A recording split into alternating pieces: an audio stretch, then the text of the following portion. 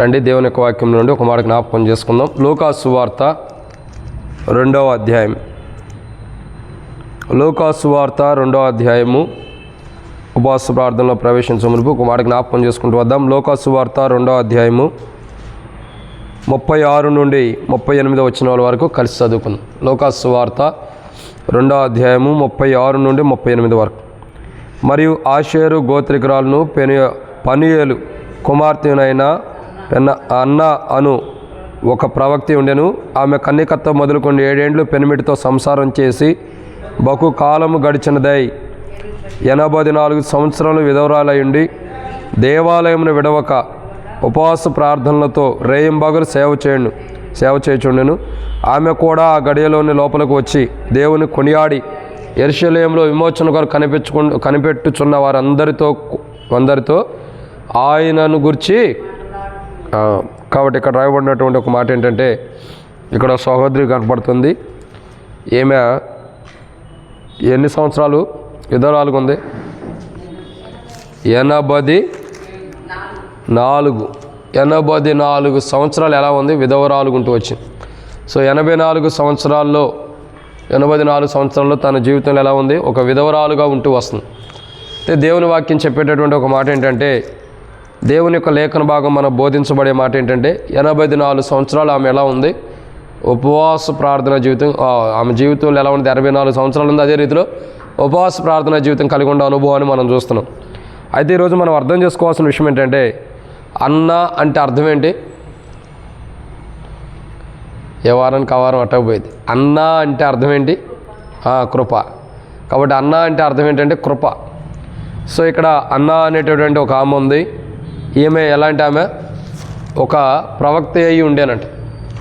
ఆమె పేరుకి అర్థం ఏంటంటే కృప. అయితే దేవుని వాక్యం మనకు చెప్పేటటువంటి ఒక మాట ఏంటంటే, అన్న అనే సహోదరి తన జీవితంలో దేవుని సన్నిధిలో తాను ఉండే విధానాన్ని మనకు జ్ఞాపకం చేసుకుంటూ వస్తున్నాం. 54 సంవత్సరాలు విధవరాలుగా ఉండి దేవుని సన్నిధిలో ఎలా ఉంది? ఉపవాసం ఉంటూ వస్తుంది.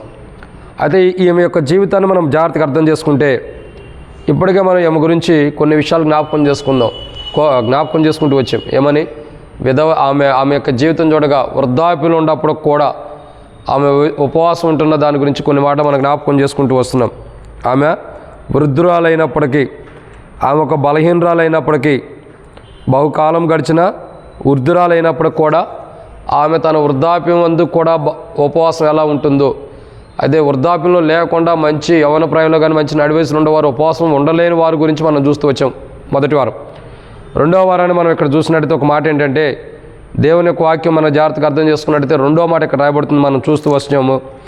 ఆమె ఎలా ఉంది? విధవరాలుగుంటూ వచ్చింది. మొట్టమొదటిగా ఆమె జీవితాన్ని మనం జాగ్రత్తగా చూడగా ఆమె వృద్ధాప్యంలో ఉంటూ కూడా ఉపవాసం ఉంది. 2 ఆమె ఎలా ఉంది? విధవరాలుగా ఉంటూ కూడా ఉపవాసం ఉంది. సో తన విధవరాలు ఆమె ఎలా ఉందన్నది కొన్ని విషయాలు మనం జ్ఞాపకం చేసుకుంటూ వచ్చాం. ఒక విధవరాలకి ఈ లోకంలో ఎటువంటి స్థితిలో ఉంది, ఒక విధవరాలి స్థితి లోకంలో ఎలా ఉందన్నది గత వారం మనం ధ్యానించుకుంటూ వచ్చాం. ఈ వారం చూసే మాట ఏంటంటే, ఒక మాట రాయబడుతూ వచ్చింది. ఏమని?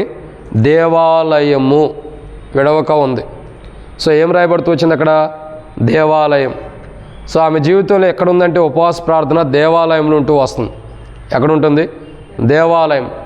దేవాలయంను విడవక అని రాయబడుతూ వచ్చింది. ఎక్కడ ఉపవాసం ఉంటుంది? దేవాలయంలో. సో తన జీవితాన్ని మనం జాగ్రత్తగా అర్థం చేసుకున్నట్లయితే, ఈ సహోదరి యొక్క జీవితంలో కొన్ని మాటలు మనం జాగ్రత్తగా అర్థం చేసుకుంటే, ఆమె దేవాలయంలో ఉపవాసం ఉంటున్నటువంటి అనుభవాన్ని కూడా మనం చూస్తూ వస్తున్నాం. ఎక్కడ? దేవాలయంలో కూడా. ఓ రకంగా ఉద్దేశించాల్సింది ఏంటంటే, దేవాలయంలో ఉపవాసం ఉంటుందని అర్థం చేసుకోవాలి. సో దేవాలయంలో తాను ఉపవాసం ఉంటుంది. దేవాలయంలో తాను ఉపవాసం ఉంటుంది కదా, ఆ దేవాలయం ఎటువంటిది? తాను ఉపవాసం ఉంటున్న దేవాలయం ఎటువంటిదంటే ఒక 5 అంతల అనుభవాన్ని మనం చూడొచ్చు. వాటిని మనం ధ్యానించే మునుపు ప్రభు నడిపింపు కొరకు చిన్న ప్రార్థన.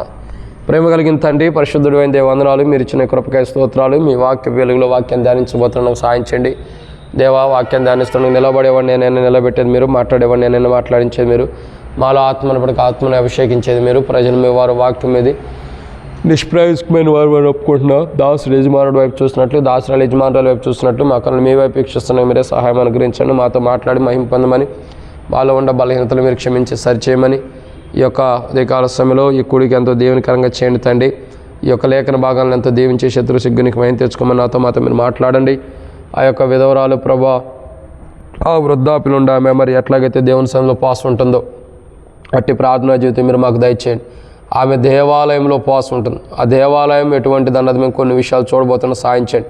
ఎటువంటి దేవాలయంలో ఆమె ఉపవాసం ఉంటుందో తద్వారా ఆమె జీవితం ఎంత ఘనముగా ఉంటుందో అట్టి జీవితాన్ని మేము కనిపెట్టుకుంటూ అట్టి దేవాలయంలో మేము ఉండి మీ సన్నిధిలో దేవాలయం అనుభవంలో ఉండి ప్రార్థించే వరకు సిద్ధపరచమని ఈ వాక్యం ధ్యానిస్తానికి మానవుని జ్ఞానం సరిపోదనుకుంటున్నా. తెరవబడిన ఆకాశం మాకు అనుగ్రహించి తండ్రి, ఆకాశం ఇప్పి పడతానంత విస్తారమైన నీ పరిశుద్ధాత్మ ద్వారా కుమ్మరించండి ప్రభు. మా పైన నీ ఆత్మాభిషేకం మా పైన కుమ్మరించండి. తెరవబడిన ఆకాశం మాకు అనుగ్రహించండి.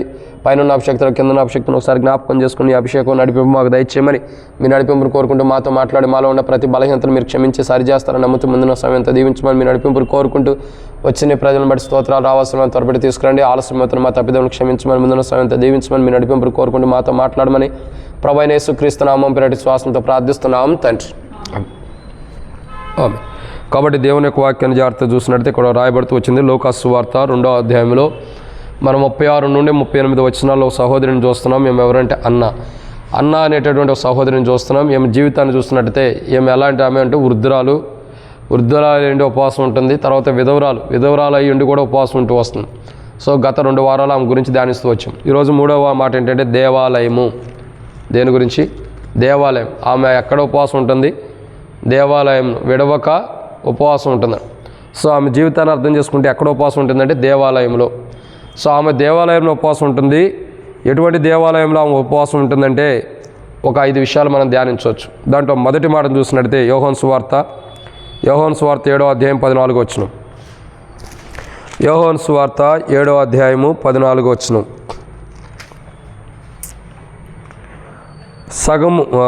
సగము పండుగైనప్పుడు యేసు దేవాలయంలోకి వెళ్ళి ఏం చేస్తున్నాడు? బోధించుచుండెను. సగము పండుగైనప్పుడు యేసు దేవాలయంలోకి వెళ్ళి బోధించుతున్నాడు. కాబట్టి ఈమె ఎటువంటి దేవాలయంలో ఉపవాసం ఉంటుందంటే దేవుని బోధ కలిగినటువంటి ప్రాంతంలో ఉపవాసం ఉంటుంది. ఒక రకంగా చెప్పాలంటే దేవుని వాక్యం ఉన్న ప్రాంతంలో, దేవుని వాక్యం ఏదైతే ఉందో ఆ ప్రాంతంలో ఏం చేస్తుందంటే ఉపవాసం ఉంటుంది. మనకు డౌట్ రావచ్చు, బోధ దేవుని వాక్యం ఉంది, ఆ వాక్యం ఉన్న ప్రాంతంలో ఉపవాసం ఉంటుందా ఆమెకేంటి అని మనం అర్థం చేసుకుంటే ప్రభు ఒక మాట మాట్లాడుతూ వచ్చాడు. వాక్యము ఉంటే ఉపవాసం ఉంటే సరిపోతుందా? వాక్యము ఉన్నప్పుడు ఉపవాసం ఉంటుంది ద్వారా ఏం జరుగుతుంది అనంటే బైబిల్లో ఒక మాట రాయబడుతూ వచ్చింది, మనుషుడు రొట్టె వలన కాదు కానీ దేవుని నోటి నుండి వచ్చి ప్రతి మాట వలన జీవిస్తాడు. సో ఈమె జీవితం ఎలా ఉందంటే దేవాలయములో ఆమె ఉంటూ ఆమె జీవిత చరిత్ర ఎలా ఉందంటే బైబిల్లో రాయబడినటువంటి మొదటి మాటను చూసినట్టయితే ఆమె దేవాలయంలో ఉంటూ ఏం జరుగుతుంది? దేవుని బోధన వింటుంది. ఎటువంటి బోధ అంటే ఎప్పటికీ జీవిస్తూ ఉండేటటువంటి బోధ, ఎప్పటికీ నిలిచి ఉండేటటువంటి బోధ. ప్రభు అంటాడు కదా, ఈ గ్రంథంలో లిఖించబడిన మాటల్లో పొల్లైనను పోదని ప్రభు మాట్లాడుతూ వస్తాడు. ఏమంటాడు? ఒక పొల్లైనను పోదు. ఎందుకని? ఆయన సెలవిచ్చింది ఖచ్చితంగా నెరవేర్చబడి. కాబట్టి ఆ స్త్రీ యొక్క జీవితాన్ని చూసినట్టు ఆమె వృద్ధాప్యం ఉన్నప్పటికీ, విధవరాలుగా ఉన్నప్పటికీ తన యొక్క ఉపవాస ప్రార్థన ద్వారా ఏం జరుగుతుందంటే బోధ అంటే దేవుని నోట నుండి వచ్చి ప్రతి మాట వలన ఆమె జీవిస్తూ వస్తుంది. చూడండి, ఆమె జీవిత చరిత్ర మనం చూడగా 84 సంవత్సరాలు విధవరాలు గుండి దేవాలయంలో ఏం చేస్తూ వస్తుంది? ఉపవాసం ఉంటూ వస్తుంది. సో తాను దేవాలయంలో ఉపవాసం ఉంటుంది కదా, ఆ దేవాలయంలో తనకేం దొరుకుతుందంటే, ఆ దేవాలయంలో ఏముందంటే మనుషుల్ని జీవింపజేసే మాటలు ఉన్నాయి. ఒక మనుషుల్ని జీవింపజేసే మాటలు, మృతమైన జీవితము, మరణంతో కూడిన జీవితము, ఇంకా చెప్పాలంటే మరణమైనటువంటి జీవితం కలిగిన మనుషుణ్ణి తిరిగి బ్రతికించేటటువంటి మాటలు ఆ దేవాలయంలో ఉన్నాయి. ఎటువంటి మాటలు ఉన్నాయి?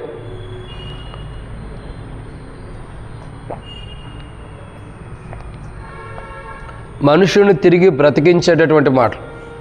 మృతమైన వాడు, చనిపోయిన స్థితిలో ఉండేవాడు, ఇంకా మృతమైన అనుభవం ఉండేటువంటి వ్యక్తుల్ని, మరణానికి సమీపంగా ఉన్న వ్యక్తుల్ని తిరిగి బ్రతికించేటటువంటి మాటలు దేవుని యొక్క దేవాలయం నుండి వస్తున్నాయి. ప్రభు ఏం చేస్తున్నాడు? బోధిస్తూ వస్తున్నాడు. ఆయన దేవుని యొక్క వాక్యాన్ని చూసినట్టయితే ఆయన ఏం చేస్తున్నాడు? సగము పండుగ అయినప్పుడు యేసు దేవాలయంలోకి వెళ్ళి ఏం చేస్తున్నాడు? బోధిస్తున్నాడు. అంటే అర్థం ఏంటి? దేవుని వాక్యాన్ని తెలియపరుస్తూ వస్తున్నాడు, దేవుని మాటలు తెలియపరుస్తూ వస్తున్నాడు. సో దేవాలయం యొక్క దేవాలయము ఎటువంటిదంటే దేవుని యొక్క వాక్కు ద్వారా నింపబడింది. ఆ దేవాలయం ఎటువంటిదంటే మనుషుణ్ణి చావునకు సమీపంగా ఉన్నవాడిని బ్రతికించేది దేవాలయం. దేవాలయం ఎలాంటి స్థితిలో ఉందంటే మరణపు అంచులు ఉన్నవాడు, మరణపునకు దగ్గర ఉన్నవాడు, మరణపు అంచుల్లో కూరుకుపోయినటువంటి వ్యక్తులకి దేవుని లోపలికి రావటం ద్వారా బోధ ఏదైతే ఉందో ఆ బోధ బోధించడం ద్వారా విన్నటువంటి బోధను బట్టి మరణమునకు సమీపంగా ఉన్నవారు ఏమవుతున్నారు? బ్రతికించబడుతూ వస్తున్నారు. ఈ దేవాలయం ఎలాంటిదంటే మరణపు అంచుల్లో ఉన్నవాడిని బ్రతికించేది దేవాలయం. ఎలా బ్రతికిస్తుంది? తనలో ఉన్న బోధ, తనలో ఉన్న మాటలు, తనలో ఉన్న దేవుని మాటలను బట్టి బ్రతికించేది ఉంటుంది ఈ దేవాలయం. చూడండి, మనుషుల్ని బ్రతికించే దేవాలయంలో ఉపవాసం ఉంటుంది. మనుషుడు చావునకు సమీపంగా ఉన్న మనుషుడు, మరణ పంచులున్న మనుషుడు బ్రతికించబడేటటువంటి దేవాలయంలో ఉపవాసం ఉంటుంది. అందుకే ఆమె 84 సంవత్సరాలు విధవరాలు గుండా బహుకాలం గడిచిన వృద్ధురాలై ఉన్నప్పటికీ ఆమె ఎందుకు ఆకలి కొనట్లేదు, ఎందుకు చనిపోవట్లేదంటే అదే చావునకు సమీపంగా ఉన్న శరీరాన్ని దేవాలయంలో పెట్టేసింది. అర్థమైందండి?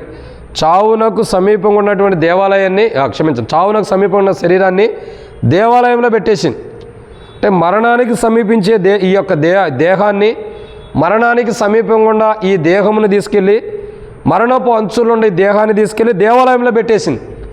దేవాలయంలో పెట్టడం ద్వారా మరణపు అంచుల్లో ఉండే ఆ దేవాలయం ఏమవుతుంది? జీవిస్తూ ఉంది. దానికి ఒక మాట ఏంటంటే సొలొమోను కూడా ఒక మాట చెబుతూ వస్తాడు. కుయుక్తి పరంగా, నష్టపూర్వకంగా, ఓ రకంగా దావీదుకి కీడు చేయాలని ఆలోచన కలిగి ఉన్న ఒక వ్యక్తి గురించి సొలొమోను రాజుగా అయిన తర్వాత సొలొమోను ఒక మాట చెబుతూ వస్తాడు. పలానా వ్యక్తి గురించి ఇలా అని దావీదు చెప్పినప్పుడు ఆ వ్యక్తికి ఒక మాట ఇస్తాడు. సొలొమోను ఏమంటాడంటే, చూడు, నువ్వు ఈ ప్రాంతంలో, ఒక రకంగా చెప్పాలంటే యెరూషలేము అనుకోండి, ఈ ప్రాంతంలో ఉన్నంత వరకు నీకు నేను ఏ కీడు చేయను. లేదా ఈ పట్టణం అనుకోండి, ఈ పట్టణంలో ఉన్నంతకాలం, ఈ గ్రామంలో ఉన్నంతకాలం నేను నీకు ఏ కీడు చేయను. నువ్వు నా తండ్రికి కీడు చేయడానికి ఉద్దేశించినా, నా తండ్రికి నష్టం చేయాలని చూసినా నేనేం చేయను. ఎందుకంటే నా తండ్రి చెప్పాడు కాబట్టి. కీడు చేసావని చెప్పాడు, నీకు తోచింది చేయమని నాతో కూడా చెప్పాడు. కానీ నేనేం చేస్తున్నానంటే ఈ పట్టణంలో ఉన్నంతకాలం నీకు ఏ కీడు రాదు, ఏ నష్టం రాదు. ఈ పట్టణం నుండి నువ్వు దాటి వేరే ఊరికి వెళ్ళినా, ఈ పట్టణం యొక్క పొలిమేరలు దాటి ఇంకెక్కడికి వెళ్ళినా నీ చరిత్ర అయిపోయినట్టే. ఏమైపోయింది? నీ చరిత్ర అయిపోయినట్టే. అప్పుడు కొంతకాలం అక్కడ ఉంటాడు. తన దాసుడు ఎవరో ఒకరు ఒక ఊరిలో వెళ్ళిపోయాడు, తన దాసుడు తన దగ్గర నుంచి వెళ్ళిపోయాడు అన్నప్పుడు వాడిని పిలుచుకురావడానికో వాడి దగ్గరికి ఎట్లాగ వెళ్తాడు. ఈ సమాచారం ఎక్కడ వినపడిద్ది? సొలొమోనుకి వినపడిద్ది. సొలొమోను తెలియంగా ఏం చేస్తాడు? పిలుస్తాడు. పిలిచి అంటాడు, నేను నీకు చెప్పింది ఏంటి? నువ్వు నా తండ్రికి కీడు చేసినప్పటికీ నేనేమన్నాను? దేవాలయం కాదు, క్షమించండి, ఈ పట్టణంలోనే ఉండమన్నా. నువ్వు ఈ పట్టణం దాటి వెళ్ళొచ్చావు కాబట్టి నువ్వు మరణానికి అర్హుడివి అని ఏం చేస్తాడు? ఆ పట్టణం నుండి బయటికి వెళ్ళినందుకు మరణశిక్ష విధించాలో, లేకపోతే నష్టం వస్తుందో, కీడు వస్తుందో ఆ వ్యక్తికి. ఎందుకు ఈ మాట చెప్తూ వస్తున్నామంటే అతడు ఆ ప్రాంతంలో కీడు చేసిన, నష్టం చేసిన ఆ ప్రాంతంలో ఉన్నంత వరకు ఏమై ఉన్నాడు? సజీవుడిగానే ఉన్నాడు. ఆ పట్టణంలో ఉన్నంత వరకు సొలొమోను కూడా ఏ కీడు చేయట్లా. పట్టణము దాటి వెళ్ళిన తర్వాత ఏం చేస్తున్నాడు? సొలొమోను నష్టం చేయడానికి ఉద్దేశించాడు. అంటే అర్థం ఏంటి? ఆ పట్టణంలో ఉన్నంతకాలం క్షేమమే ఉంది, ఆ పట్టణంలో ఉన్నంతకాలం మేలే ఉంది, ఆ పట్టణంలో ఉన్నంతకాలం ఆశీర్వాదమే ఉంది, ఆ పట్టణంలో ఉన్నంతకాలము తాను బాగానే సజీవుడిగా ఉన్నాడు, బ్రతికే ఉన్నాడు, అన్నీ తింటున్నాడు, అన్నీ బాగుండు, ఏం తక్కువ లేదు. ఆ పట్టణం నుండి వెలుపటికి వెళ్ళినప్పుడు ఏమొచ్చింది? మరణం తెచ్చుకుంటున్నాడు. అంటే ఈ సహోదరి ఎలాంటిదంటే, ఏమి ఎలాంటి ఆమంటే, ఇలాంటి దాన్ని ఎందుకంటామంటే, ఎలాంటి ఆమంటే దేవాలయంలోనే ఉంటుంది, దేవాలయం దగ్గరే కాచుకుని ఉంటుంది. దేవాలయం దగ్గర కాచుకుని ఎందుకంటే దేవాలయంలోనే. చూడండి, ఏమి స్థితిగతులు చూడగా దేవాలయంలో ఉపవాసం ఉంటుంది. అంటే అర్థం ఏంటి? ఆ ప్రాంతంలో, ఆ పట్టణంలో లేదా ఆ యొక్క దేవాలయంలో ఉన్నంత వరకు ఆమెకు మరణం రాదు. వృద్ధురాలైనా మరణమే లేనటువంటి జీవితం ఆమెలో ఉంది. ఎందుకని? దేవుడు సమయం ఇచ్చి తీసుకుంటే తప్పక ఆమె దేవాలయంలో ఉన్నంతకాలం వృద్ధురాలు ఉన్నప్పటికీ, ఆకలి ఉన్నప్పటికీ, ఆహారం తినకపోయినప్పటికీ, ఉపవాసం ఉన్నప్పటికీ ఆమెకేం కాదు. ఎందుకని? దేవాలయంలో ఉపవాసం ఉంటుంది. ఈ దేవాలయం ఎలాంటిదంటే మరణపు అంచుల్లో ఉన్నవాడిని కూడా బ్రతికించేది. ఎలాంటిది? మరణపు అంచుల్లో ఉన్నవారిని కూడా బ్రతికించేది. అటువంటి దేవాలయంలో ఉపవాసం ఉంటుంది. తన దేహం మరణానికి సమీపంగా ఉండొచ్చు, వృద్ధాప్యలో ఉంది, ఇంకా చాలా బహుదినాలు వృద్ధాప్యలో ఉంది. అంత వృద్ధాప్యలో ఉన్నప్పటికీ తన దేహం ఎలా ఉంటుంది? మరణానికి సమీపంగా ఉండొచ్చు. కానీ మరణానికి సమీపంగా ఉండ తన దేహం ఎక్కడ పెట్టుకుంది? దేవాలయంలో పెట్టుకోవడం ద్వారా ఏం జరిగింది? దేవుని నోటి నుండి వస్తున్న బోధ వినటం ద్వారా, దేవుని యొక్క బోధను అనుసరించడం ద్వారా, దేవుని యొక్క బోధను వినే అనుభవం ఉండటం ద్వారా ఏం జరుగుతుంది? ఆమె జీవితం బ్రతికి ఉంటుంది. అనేక దినములు బ్రతికుంది. ప్రభు వచ్చేదాకా కూడా ప్రభు కొరకు కనిపెట్టుకుంటూ ప్రభు కొరకు కనిపెట్టుకుని దేవాలయంలోనే జీవిస్తుంది. అంటే చూడండి, ఎంత వృద్ధాప్యం వచ్చినా తన జీవితం ఎలా ఉంది.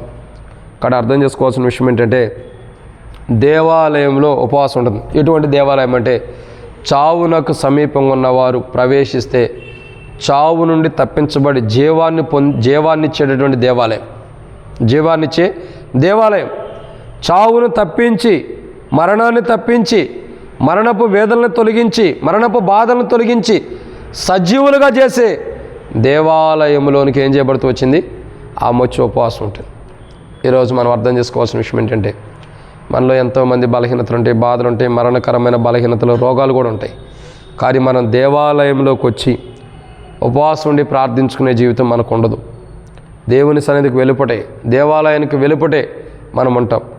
ఆ స్త్రీ చూడండి, ఆ సహోదరి చూడండి, 84 సంవత్సరాల విధవరాలై ఉండి ఎక్కడికి వచ్చి ఉపవాస ప్రార్థన చేస్తుంది? దేవాలయంలో. ఎందుకు? తన దేహం బయట ఉంటే బహుశా మరణానికి సమీపంగా ఉండొచ్చు.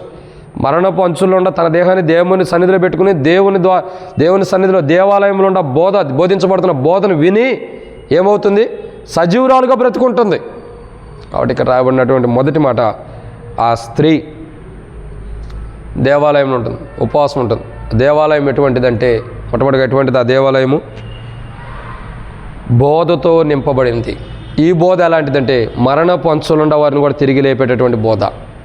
అటువంటి బోధ కలిగినటువంటి ప్రాంతంలో, అటువంటి బోధ కలిగినటువంటి దేవాలయంలో ఆమె ఉపవాసం ఉంటుంది. తద్వారా వచ్చే బోధను బట్టి మరణించుకోకుండా, చనిపోకుండా జీవిస్తూ వస్తుంది ఆమె. ఇది మొదటిది. రెండవదిగా చూసినట్లయితే రండి దేవుని యొక్క వాక్యం చూస్తే అపోస్తుల కార్యములు 3వ అధ్యాయం 8వ వచనం. అపోస్తుల కార్యములు 3వ అధ్యాయం 8వ వచనం. అపోస్తుల కార్యములు 3వ అధ్యాయం 8వ వచనం. వాడు దిగ్గున లేచి నిలిచి నడిచెను, నడుచుచు గంతులు వేయచు దేవుని స్తుతించుచు వారితో కూడా దేవాలయంలోనికి వెళ్ళెను. ఈ దేవాలయం ఎలాంటిదంటే ఇందమాట ఇది రెండోదిగా బాధ నుండి విడుదలిచ్చేది. దేవాలయం ఎలాంటిది? అపోస్తుల కార్యములు 3వ అధ్యాయము 8వ వచనంలో రాయబడినట్లు దేవాలయం ఎలాంటిది? బాధ నుండి విడుదలిచ్చేదంట. ఈ వ్యక్తి గత పగలు 3 గంటల సమయంలో పేతురు యోహాను దేవాలయంకి ఎక్కిపోచుండగా పుట్టిన కాడి నుంచి కుంటివాడైనవాడు, పుట్టినది మొదలుకొని కుంటివాడైనవాడు ఒకడు దేవాలయం ఎదుట ఉన్నప్పుడు ఆ దేవాలయం దగ్గరికి వెళ్తున్నటువంటి వ్యక్తులు ఏం చేశారు? దేవాలయంకి ప్రవేశించేవారు స్వస్థతని కలుగుమని ప్రభువైన యేసుక్రీస్తు నామమున నీకు ఆజ్ఞాపిస్తున్నామన్నారు. స్వస్థతను పొందాడు. ఈ దేవాలయం ఎటువంటిది? దేవాలయం బయట ఉండ, దేవాలయం ప్రాంతంలో ఉండ, దేవాలయంలోకి వెళ్తున్నాడంటే అర్థం ఏంటి? బాధ నుండి విడుదల నొందేవాడు. బాధ ఉన్నంతకాలం ఎక్కడున్నాడు ఆ వ్యక్తి? అర్థం చేసుకోండి. బాధ ఉన్నంతకాలం ఎక్కడున్నాడు? దేవాలయానికి బయట కూర్చున్నాడు. బాగా ఆలోచించండి. బాధ ఉన్నంతకాలం ఎక్కడున్నాడు? దేవాలయమునకు బయట. దేవాలయమునకు సంబంధించిన వారు దేవాలయంకు బయట ఉన్నప్పుడు ఏం జరుగుతూ వచ్చింది? స్వస్థత.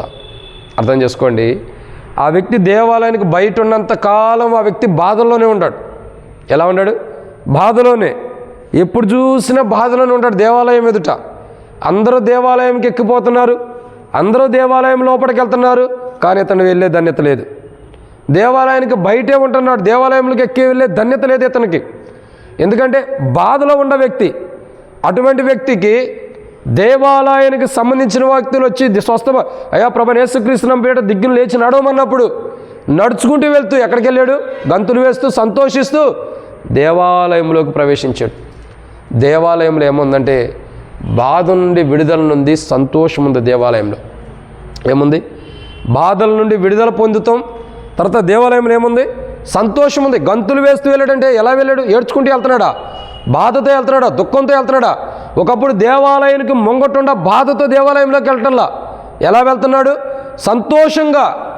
దేవాలయంలో ఏముందంటే బాధ నుండి విడుదల పొందిన సంతోషం మనకు ఉంటుంది. దేవాలయంలో ఏముంది? బాధల నుండి విడుదల పొందినటువంటి సంతోషం.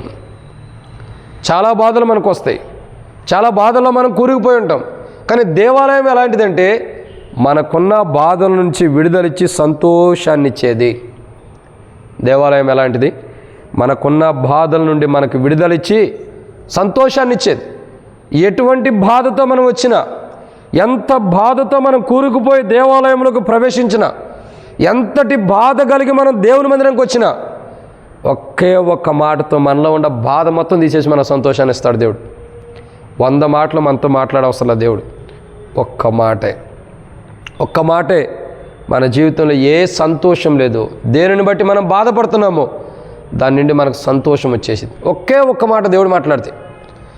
ఆయన దేవాలయంలో మొట్టమొదటిగా బోధ ఉంది. ఆ బోధ ఎలాంటిదంటే చనిపోతున్న వారిని బ్రతికించి జీవాన్ని ఇచ్చేది. 2, ఆయన దేవాలయం ఎలాంటిదంటే ఆమె దేవాలయంకి వెళ్తుంది ఉపవాసం ఉండడానికి. ఆ దేవాలయం ఎలాంటిదంటే బాధలో ఉండేవాడికి సంతోషాన్ని ఇచ్చేది. ఎలాంటిది?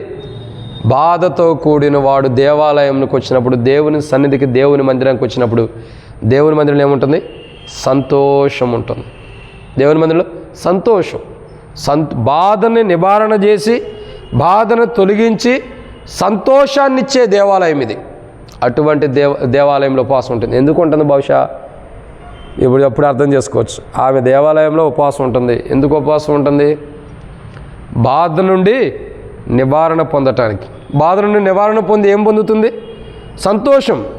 తనకే బాధలు ఉంటాయో, శరీర బాధలు ఉండొచ్చు, కుటుంబ బాధలు ఉండొచ్చు, బంధువుల బాధలు, స్నేహితుల బాధలు ఉండొచ్చు, ఏముండయో, ఎటువంటి బాధతో తానుండా ఆ బాధ నుండి ఏం చేస్తుంది? విడుదలను అందుతుంది. ఏమవుతుంది? విడుదల. ఆ బాధ నుండి విడుదల ఇచ్చేటటువంటి దేవాలయంలోకి ప్రవేశించి ఉపవాసం ఉంటుంది. తాను ఆ దేవాలయంలోకి ప్రవేశించి ఉపవాసం ఉంటుందారా మొట్టమొదటిగా చావులకు సమీపంలో తన దేహము దేవుని యొక్క బోధ ద్వారా, దేవుని మాటల ద్వారా జీవింపజేసుకుంటుంది. 2, తాను దేవాలయంలో ప్రవేశించి ఉపవాసం ఉంటుందారా తనలో ఉన్న బాధ నివారణ అయ్యి సంతోషాన్ని పొందుతుంది. తాను ఎందుకు దేవాలయంలోకి ప్రవేశిస్తుందంటే, దేవాలయంలో ఉపవాసం ఉంటుందంటే తన బాధ నుండి నివారణ పొందటానికి. బాధ నుండి నివారణ పొందినప్పుడు ఏమొచ్చింది? సంతోషం. ఆ సంతోషాన్ని అనుభవించడానికి ఆ దేవాలయంలోకి ప్రవేశిస్తుంది. ఉపవాస ప్రార్థన ద్వారా తనకుండా బాధను తొలగించుకుని దేవుడిచ్చే సంతోషాన్ని పొందుతుంది. అర్థమవుతుందండి? దేవాలయంలోకి ఉపవాసం ఎందుకు ఉంటుందంటే, దేవాలయంలోకి వెళ్ళి ఉపవాసం ఉంటుంది ద్వారా తనకుండా బాధలు ఏవైతుంటే ఆ బాధల నుండి విడుదల పొంది సంతోషం కలిగి మళ్ళీ వెళ్తుంది. వచ్చేటప్పుడు దేవాలయంకి ఎలా వస్తుంది? బాధతో వస్తుంది. వచ్చేటప్పుడు, వెళ్ళేటప్పుడు ఎలా వెళ్తుంది? సంతోషంగా. ఎందుకు? వచ్చేటప్పుడు బాధతో దేవుని సన్నిధికి వచ్చి ఉపవాసం ఉంది. తాను ఏ బాధతో అయితే దేవుని సన్నిధికి వచ్చి ఉపవాసం ఉందో ఆ బాధను నివారణ చేసి తనకు సంతోషాన్ని ఇస్తున్నాడు ప్రభు. కాబట్టి ఇది 2వ మాట.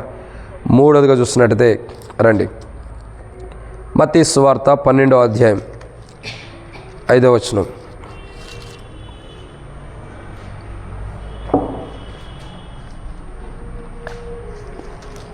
మత్తయి సువార్త 12వ అధ్యాయం 5వ వచనం. మరియు యాజకులు విశ్రాంతి దినమున దేవాలయంలో విశ్రాంతి దినమున ఉల్లంఘించి నిర్దోషులై ఉన్నారని మీ ధర్మశాస్త్రమందు చదవలేదా? అర్థమవుతుందండి? మరియు యాజకులు విశ్రాంతి దినమున దేవాలయంలో విశ్రాంతి దినమును ఉల్లంఘించి నిర్దోషులై ఉన్నారని మీరు ధర్మశాస్త్రమందు చదవలేదా? దేవాలయం ఎలాంటిదంటే ధర్మశాస్త్రమును ఉల్లంఘించినప్పుడు నిర్దోషులుగా చేసేది. దేవాలయం ఎలాంటిది?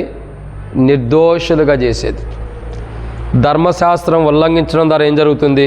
వాస్తవానికి ధర్మశాస్త్రాన్ని ఉల్లంఘిస్తే యాజకులకు కాదు, యాజకులు నిర్దోషులు చేయబడుతున్నారు. సహజమైన మనుషులకి ఏం జరిగిద్ది? ధర్మశాస్త్రం ఉల్లంఘించడం ద్వారా మానవుడికి చాలా కష్టం, మరణశిక్ష కూడా రావచ్చు. ధర్మశాస్త్రాన్ని ఈ ఆజ్ఞాన్ని ఉల్లంఘించిన వాడికి మరణశిక్ష కంపల్సరీ ఉండేది. దేవుడిచ్చిన ధర్మశాస్త్రాన్ని ఉల్లంఘించిన వాడికి ఏముండేది? మరణశిక్ష ఉండొచ్చు. కానీ ఇక్కడ అర్థం చేసుకోవాల్సిన విషయం ఏంటంటే, అంటే ఎందుకు మరణశిక్ష వస్తుంది? తప్పు చేసినట్టు అనుభవం ఉంది కాబట్టి. ఏముంది? తప్పు చేశారు కాబట్టి తప్పును బట్టి మరణశిక్ష. కానీ ఇక్కడ యాజకులు ఏం చేస్తున్నారు? ధర్మశాస్త్రాన్ని విశ్రాంతి దినం ఉల్లంఘించినప్పటికీ, ధర్మశాస్త్రం కాదు, విశ్రాంతి దినం ఉల్లంఘించినప్పటికీ మరలా వాళ్ళు దేవాలయంలో ప్రవేశించినప్పుడు వాళ్ళకి ఏమో వస్తుంది? ఎలా ఉంటున్నారు? నిర్దోషులుగా చేయబడుతున్నారు. ఏమవుతున్నారు? నిర్దోషులుగా. కాబట్టి దేవాలయం ఎలాంటిదంటే, మనం తప్పులు చేసినప్పుడు, మనం పాపాలు చేసినప్పుడు మనల్ని నిర్దోషులుగా చేస్తూ వస్తుంది. దేవాలయం ఎలాంటిది? మనం తప్పులు చేస్తే, మనం పాపం చేసినప్పుడు, మనలో పొరపాట్లు ఉన్నప్పుడు, మనం తప్పులు చేసినప్పుడు మనలో ఉన్న తప్పును బట్టి శిక్ష రాకుండా మనల్ని నిర్దోషులుగా తీర్చేది దేవాలయం. ఎటువంటిది దేవాలయము? నిర్దోషులుగా చేసేటటువంటిది. ఒక తప్పులో ఉండా, ఒక పాపంలో ఉండా, ఒక అబద్ధంలో ఉండా, ఒక మోసంలో ఉండా, ఒక పాపపు జీవితంలో మనం జీవిస్తున్నా మనల్ని ఏం చేస్తుంది? నిర్దోషులుగా చేస్తుంది.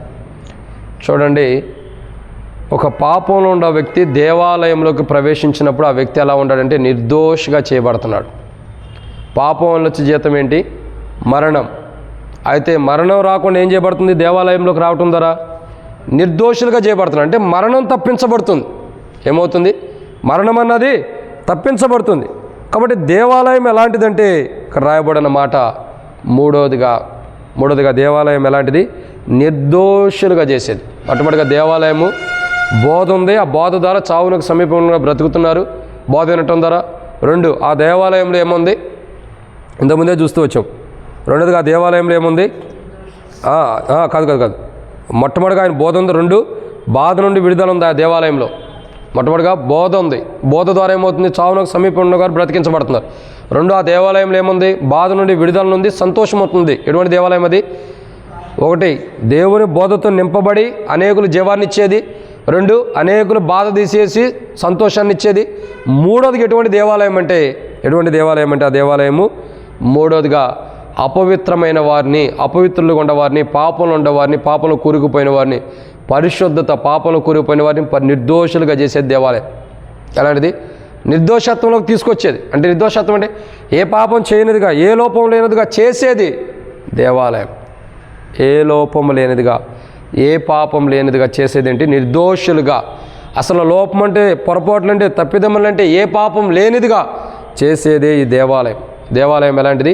నిర్దోషులుగా చేసేది. దోషుల్ని నిర్దోషులుగా, తప్పు చేసిన వాడంటే దోషి, ఒక దోషిని నిర్దోషిగా చేసేది ఈ దేవాలయం. అటువంటి దేవాలయంలో తనలో ఉన్న తప్పులు తీసివేసుకుని నిర్దోషత్వంలోకి రావటం కొరకు ఆమె ఉపవాసం ఉంటుంది. ఇది 3. 4వదిగా చూద్దామండి. అపోస్తుల కార్యములు 22వ అధ్యాయం 17వ వచనం. అపోస్తుల కార్యములు 22వ అధ్యాయం 17వ వచనం.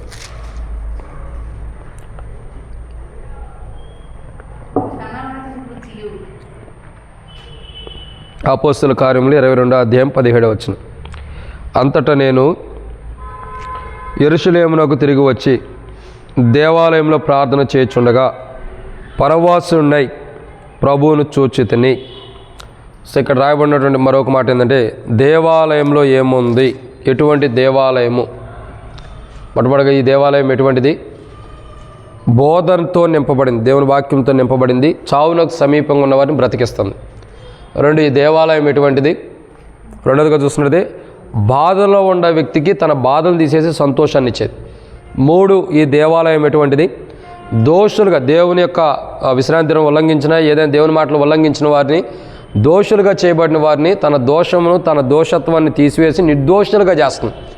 ఇది 3. 4వదిగా ఈ దేవాలయం ఎటువంటిదంటే ప్రార్థనా జీవితం కలిగిన దేవాలయం. ప్రార్థన కలిగినటువంటి దేవాలయం.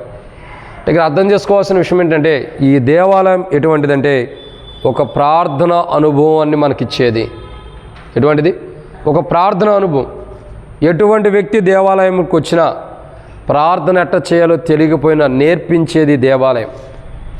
ప్రార్థన యొక్క విధం ఎలా ఉంటుందో, ప్రార్థన యొక్క విధానం ఎలా ఉంటుందో నేర్పించేది దేవాలయం.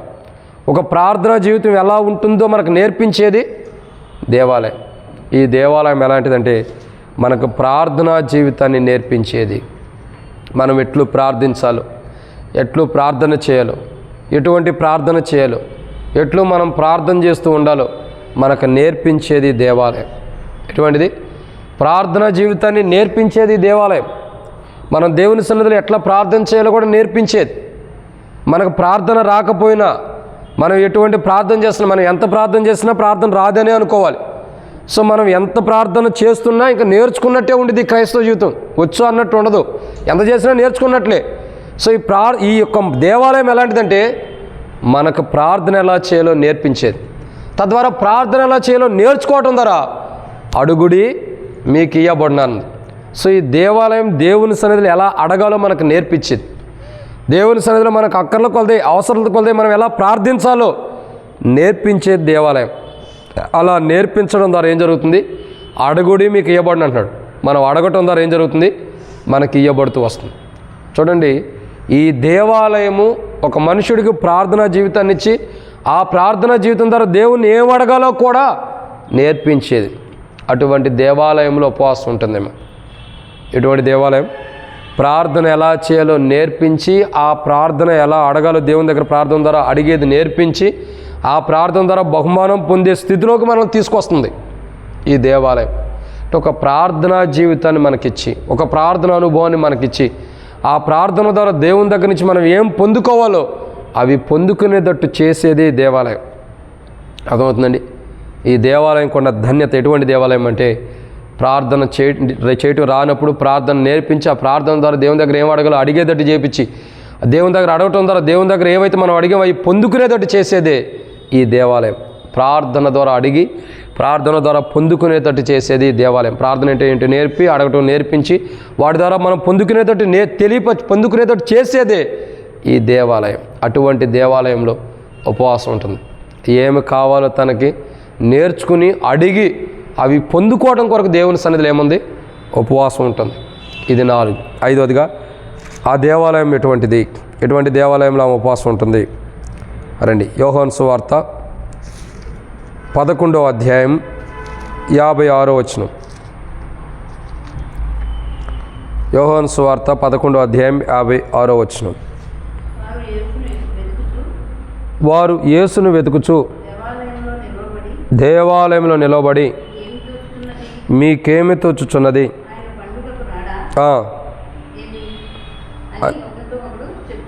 అది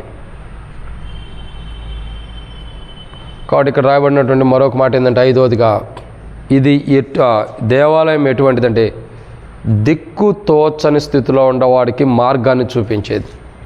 ఎలాంటిది? ఏమీ తోచని స్థితిలో, దిక్కు దోచని స్థితిలో ఉన్నవారికి ఏం చేస్తుంది? మార్గాన్ని చూపిస్తుంది. మనం ఏమీ తోచని స్థితిలో, పరిస్థితులను బట్టి కానీ, వస్తున్న సమస్యలను బట్టి కానీ, బాధలను బట్టి కానీ, కలవరాలను బట్టి కానీ, టెన్షన్ బట్టి కానీ, కుటుంబ సమస్యలను బట్టి కానీ దిక్కుదోచని స్థితిలో ఉన్నప్పుడు దేవుని మందిరానికి వస్తే మనకేం చేస్తుంది? దిక్కుతోచని స్థితిలో ఉన్నవారికి ఒక మార్గాన్ని చూపిస్తుంది. ఎటువంటి స్థితిలో మనం మందిరానికి వచ్చినా, పరిస్థితులను బట్టి మనకు దిక్కుదోచని స్థితిలో ఉన్నప్పుడు, ఏం జరుగుతుందో మనకు తెలియని స్థితిలో ఉన్నప్పుడు, టెన్షన్స్ బాధలో మనం ఉన్నప్పుడు, కుటుంబ సమస్యల్లో ఉన్నప్పుడు, మనం ఏం చేయలేని స్థితిలో ఉన్నప్పుడు దేవుని మందిరానికి రావటం ద్వారా మనకు ఒక మార్గం చూపించింది. దిక్కు తోచని స్థితి, ఎటు వెళ్ళాలో తెలియని స్థితిలో ఉన్నప్పుడు, ఏం చేయాలో తెలియని స్థితిలో ఉన్నప్పుడు, ఎలా వెళ్ళాలో తెలియని స్థితిలో ఉన్నప్పుడు, ఏం చేయాలో, ఎలా వెళ్ళాలో, ఎలా నడిపించబడాలో తెలియని స్థితిలో ఉన్నప్పుడు, మనం ఏం చేయలేక నిస్సహాయ స్థితిలో ఉన్నప్పుడు ఈ దేవాలయంకి రావటం ద్వారా ఈ దేవాలయం ఏం చేస్తుంది? ఒక మార్గం చూపిస్తుంది. అక్కడ ఉండేవారు అడుగుతారు, ఏంటి ఏమంటున్నారు వాళ్ళు? మీకేమి తోచుచున్నది అంటే ఏమి తోచని స్థితిలో ఉండరు, దిక్కుదోచని స్థితిలో ఉండరు వాళ్ళు. దేవాలయంలో ఏముంది? దేవాలయంలో ఉండేవారు దిక్కుదోచని స్థితిలో ఉన్నప్పుడు వారు ఎటువంటి మార్గంలో వెళ్ళాలో తెలియపరిచేదే దేవాలయం. ఎటువంటి మార్గంలో వెళ్ళాలో తెలియపరిచే దేవాలయం. ఈరోజు మనకున్న పరిస్థితులన్నీ, మనకి వ్యక్తిగతంగా ఉన్నవన్నీ కూడా దిక్కుదోచని స్థితిలో ఎటు వెళ్ళలేని స్థితిలో మనకు ఉన్నప్పటికీ దేవాలయంలోకి మనం ప్రవేశించినప్పుడు దిక్కు తోచని స్థితిలో ఉండవు. ఏమి తోచని స్థితిలో ఉన్న పరిస్థితులు అన్నీ కూడా ఏం చేయబడతాయి? ఒక మార్గంగా సరళం చేయబడతాయి. ఆ సరళం చేపించేదే ఈ దేవాలయం. ఆ సరళం చేయించేది ఈ దేవాలయం. చూడండి 5 విషయాలు. ఒకటి, ఈ దేవాలయం ఎటువంటిది? ఆమె దేవాలయంలో ఉపవాసం ఉంటుంది. ఎటువంటి దేవాలయం ఇది? ఎటువంటిది? బోధ ఉన్నటువంటి దేవాలయం. ఈ బోధ ద్వారా ఏమవుతుంది? మరణపు అంచులో ఉన్న కూడా బోధ వినటం ద్వారా బోధ వినిపించబడుతుంది. బోధ ద్వారా బ్రతికించబడుతున్న దేవాలయం. 2, బ్రతికించే దేవాలయం. 2, బాధల్లో ఉన్న వ్యక్తికి సంతోషాన్ని ఇచ్చే దేవాలయం. 3, దోషులుగా దేవుని ఆజ్ఞ మీరు దోషులుగా అయిన వారిని, దేవుని ఆజ్ఞ ఉల్లంఘించిన వారిని, దోషులుగా ఉన్న వారిని నిర్దోషులు చేసేది. 4, ప్రార్థనా జీవితం. ప్రార్థన చేయలేని మనకి ప్రార్థన ఎలాగో నేర్పించి ప్రార్థన ద్వారా దేవుని దగ్గర అడిగి ఏం పొందుకోవాలో పొందేటట్టు చేస్తుంది. 5, ఇది ఎటువంటి దేవాలయం అంటే ఎటువంటిది? దిక్కు తోచని, ఏమి తోచని స్థితిలో ఉండేవారికి, ఓ రకంగా చెప్పాలంటే ఎటు వెళ్ళాలో ఏం చేయాలో తెలియని స్థితిలో ఉండేవారికి ఒక మార్గాన్ని చూపించే దేవాలయం. ఈ 5 అంతలు. 1, చావునకు సమీపంలో బ్రతికించేది. తర్వాత బాధలు ఉండేవాడు సంతోషాన్ని ఇచ్చేది. అపితరులు ఉన్న దోషులుగా ఉండేవారు నిర్దోషులుగా చేసేది. ఇంకా ప్రార్థన జీవితం లేని వారికి ప్రార్థన నేర్పించేది. ఏం కావాలో పొందుకునేటట్టు చేసేది. ఇంకా చూసినట్టయితే ఏమి తోచని స్థితిలో ఉండేవారికి ఒక మార్గాన్ని చూపించేది. ఏంటిది? ఇది దేవాలయం. ఇటువంటి దేవాలయంలో ఆ స్త్రీ ఏం చేస్తుంది? ఉపవాసం ఉంటుంది. ఎందుకు? బ్రతికించబట్టడానికి కానీ, బాధ నుండి విడుదల పొందడానికి కానీ, నిర్దోషిగా చేయబట్టడానికి కానీ, ఇంకా తన జీవితంలో ఇంకా అనేక గుణాలు ఉన్నాయి.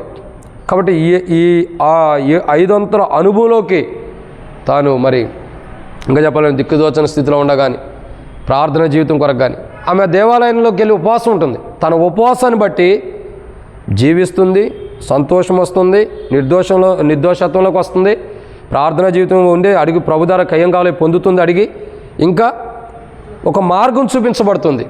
ఎవరు చూపిస్తున్నారు ఇవన్నీ? దేవాలయం. ఈ దేవాలయం ఎవరంటే ప్రకటన గ్రంథంలో రాయబడుతూ వచ్చింది ప్రభువే. ఈ దేవాలయం ఎవరు? ప్రభువే. ఇక్కడ మనకు చూస్తున్న విధానం, ఈమె దేవాలయంలోకి ప్రవేశించి ఉపవాసం ఉంటుంది. ఎటువంటి దేవాలయం అంటే 5 అంతలు చూసాం. ఎటువంటిది దేవాలయము? ఉపవాస ప్రార్థన ఉంటుంది కదా. ఎటువంటిది దేవాలయం అంటే మరణం నుండి తప్పించేది, బాధ నుండి విడుదల ఇచ్చేది, ఇంకా దోషులుగా ఉండవ మనల్ని నిర్దోషులుగా చేసేది, ఇంకా చూస్తే ప్రార్థన జీవితాన్ని నేర్పించేది, ఇంకా చూసినట్టే ఏమి తోచని స్థితిలో ఉండే వరకు ఒక మార్గం చూపించేది ఈ దేవాలయం ఎలా చూపించేది? ఎవరికేం చూపించదు. దేవాలయం అక్కడే ఉండేది. అందుకని ప్రభు అన్నాడు, ఈ దేవాలయంను పడగొట్టి 3 దినాల్లో కడతానన్నాడు. దేవాలయం అక్కడే ఉండేది. కానీ దేవాలయం చూపించేదని ఎందుకు వాక్యం ధ్యానిస్తున్నామంటే దేవాలయం ఎవరంటే ప్రభువే. ఆ దినాల్లో ఆమె ప్రవేశించిన 5 అంతల అనుభవం ప్రభువులో ఉందామె. ప్రభు కొరకు కనిపెట్టుకుంటుంది ఆమె. ఎందుకు? దేవాలయమే ప్రభు కాబట్టి ప్రభు కొరకు కనిపెట్టుకుంది దేవాలయం నుండి. సో ఈ 5 అంతల అనుభవాన్ని పొందుతుంది. జీవము, సంతోషము, పవిత్ర నిర్దోషత్వము, ప్రార్థనా జీవితము, ఇంకా మార్గము ఎలా వెళ్ళాలో తెలుసుకుంటుంది. ఎలా? దేవాలయంలో ఉండటం ద్వారా. ఈ దేవాలయం ఎవరంటే ప్రభువే. ఈరోజు మనం ప్రభువులో ఉండాం. ప్రభువులోకి మనం రావాలా? ప్రభువులో ఉండాము అని అంటే ప్రభువులో పూర్తిగా ఉండాము లేదు పరీక్షించుకోవాలి. ప్రభువులోకి రావాలా? మనం మన కుటుంబీకులు పూర్తిగా ప్రభువులో నివసించాలి. ఆయనే దేవాలయం. ఈ భౌతికమైన దేవాలయంలో ఉండటం కాదు, ప్రభువే దేవాలయం. ఆయనలోకి మనం వచ్చి ఆయనలో ఉండి జీవం పొందాలా, ఆయనలో ఉండి ఏం చేయాలా? సంతోషాన్ని అనిపించాలా, ఆయనలో ఉండి నిర్దోషులు చేయాలి, ఆయనలో ఉండి ఆయనలో ఉండి ప్రార్థనా జీవితం కలిగి ఉండాలి. ఆయనలో ఉండే ఎలా ఉండాలి? ఒక మార్గాన్ని మనం కనుగోవాలి. ఆయనే మార్గం కాబట్టి. సో దేవాలయం ఎవరంటే ప్రభువే. ఇప్పుడు దాకా మనం చూసిన 5 అంతల అనుభవాన్ని ఇచ్చే దేవాలయం ఎవరంటే ప్రభువే. కాబట్టి మనం ప్రభువుని మనలో ఉండాలి, లేదా ప్రభువుని కాదు, ప్రభువు మనలో ఉండాలా, మనం ప్రభువులో ఉండాలి. దేవాలయం ఎవరంటే ప్రభువే. ప్రభువులో మనం ఉన్నప్పుడు మనం కూడా ఆ దేవాలయం యొక్క అనుభవంలోకి వస్తాం. ఎందుకంటే మీ దేహాలు దేవునికి ఆలయం అన్నాడు. అట్టి అనుభవంలోకి వస్తాం. కాబట్టి ఈ 5 అంతల అనుభవాన్ని ఇచ్చే దేవాలయం ఎవరంటే ప్రభువే. అట్టి ప్రభువుని మనం కలిగి ఉండాలా.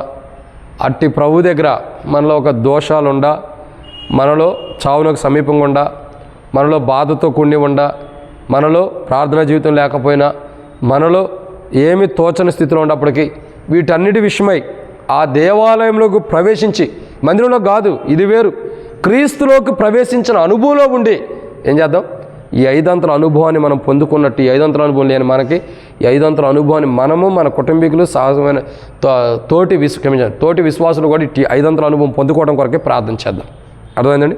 ఈ 5 అంతల అనుభవం పొందుకోవడం కొరకు ప్రార్థన చేద్దాం. ఎప్పుడైతే 5 అంతల అనుభవం అందరం పొందుకోవడం కొరకు మనం ప్రార్థన చేస్తామో అందరూ క్షేమం ఉంటుంది, మనకు కూడా అట్లా క్షేమార్థమైన జీవితాన్ని మనం పొందుకోగలుగుతాం.